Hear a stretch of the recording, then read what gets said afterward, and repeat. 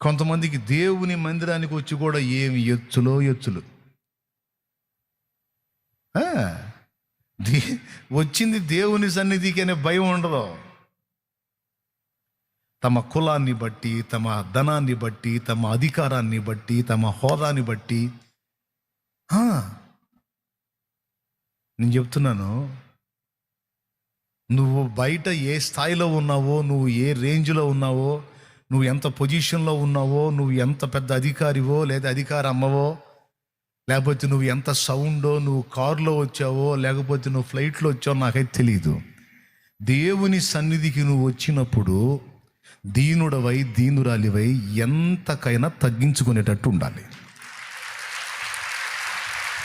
నువ్వు ఎంత రేంజ్ కలిగిన వ్యక్తివైనా సరే, నువ్వు దేవుని ఎదుట తగ్గించుకున్నావు అనుకో, ఇంకా దేవుడు కృప చూపుతాడు. అంతేగాని నీ రేంజ్ దేవుని దగ్గర మెయింటైన్ చేయకూడదు, సేవకుడి దగ్గర మెయింటైన్ చేయకూడదు.